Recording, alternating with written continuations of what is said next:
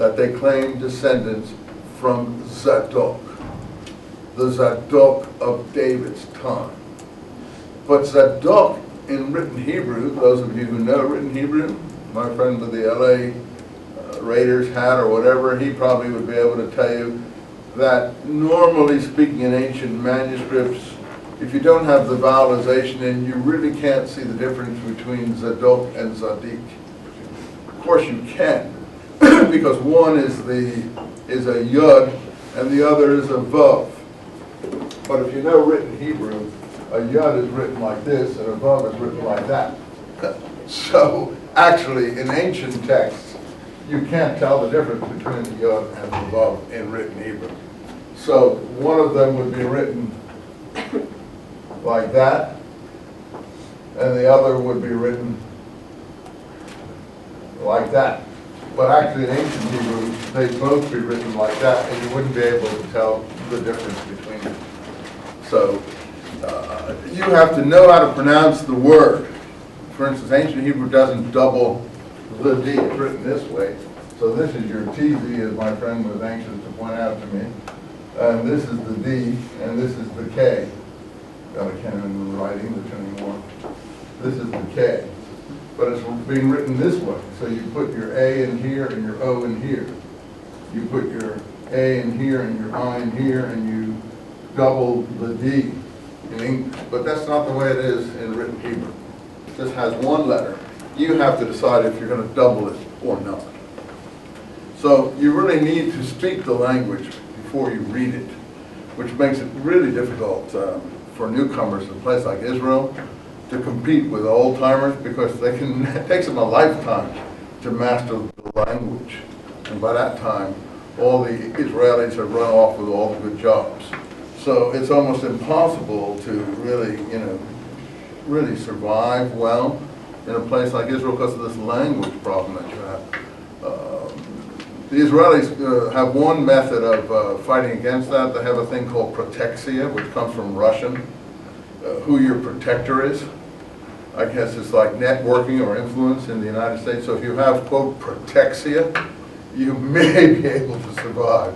But I was there 5 years, and I didn't have any protexia, and frankly, it was not possible to survive. I was young when I was there, and I was married, but I can tell you that, without protexia, so-called, you don't survive. It's sort of like a little mafiosi situation, just like, Putin today. No one gets anywhere if Putin doesn't want him to, and so on. So you either get the party or some other group to help you out. Anyway, that's the problem of Hebrew. It's very difficult. It's very simple language, but it's a very difficult language to actually read and master if you haven't already spoken it. And to already speak it, you more or less have to be born there, or born into a family that's actually speaking it. So it is really tough. Even people who know prayer Hebrew, can only get along in many ways through their religious protexia, the religious groups that's helping them out in certain places in Israel. But that's the way the world is in any case. So I'm trying to tell you where the word Saduki comes from. Sadducee, Saduki. It seems to be based on Zadok, but you see it could mean Sadiki. It could mean, and I know, by the way, a fellow who's the head of the mosque who teaches over at Fullerton, his name is Muzamil Siddiqui, because Arabic has the same word. It's just, developed out of the Hebrew. And it could be, and there's a word in Arabic, it's righteous one. It's, a fellow who follows the righteous one. Siddiqui. It's the same in Arabic as it is in Hebrew. There isn't really a Siddiqui in Hebrew because they don't have that verbal noun, but you could have such a thing. So a Zadokite priesthood could mean a righteous priesthood. A Zadokite priesthood could mean a righteous priesthood. Make any sense to you? You following me? So therefore, in the book that I've written, Maccabees, Zadokites, Christians, and Qumran, Qumran being the name for the dead, where the Dead Sea Scrolls were found, I try to show the progression from the Maccabean movement into the Zadokite movement into the early Christian movement. and I do it around the word Sadiq, the righteous one. You know, in your Christian scripture, Jesus is supposed to be the righteous one as well as many other things. He also is what? A priest after the order of Melchizedek. There you go, you see you've got Melchizedek. So if you do it like this, it's like that. But if you do it like this, the Hebrew from the Bible, it's Melchizedek. And Melchizedek means righteous king, or king of righteousness. Melech in Hebrew is king. Melchizedek means king of righteousness. So that name has a double punch, a double whammy. So that's also, if you want to see that as having to do with the priesthood, comes from just one notice in the Psalms. I forget the Psalm where it's in, but you can look it up in a concordance. Then you can say that's also a Zadokite priesthood. Because it's based on what the Christians are saying, or I have to say Christians because we have some non-Christians in the room here. What the Christians are saying is Jesus' righteousness. He is, what book in the New Testament is that outlined in?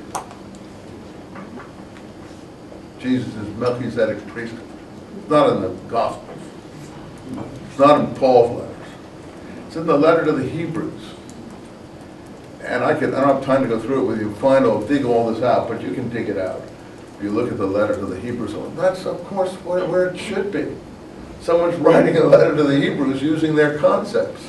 Oh, you know this righteous priest concept you have? Well, our Messiah, he's also a righteous priest.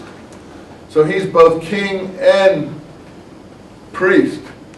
And at one point, Hebrews says he is a high priest of higher purity, or of higher righteousness. So that's another basically Zadokite claim, but not the same as the Sadducees are making. Because if you know your New Testament, you know that the Sadducees don't seem like a very good bunch in the New Testament. Now, that's just because the way the New Testament may be spinning it. It may not be. I mean, the Sadducees in the New Testament are not in the Maccabean period here. What period are we in the New Testament? We're in the Herodian period. We call the Maccabean period, so much stuff there.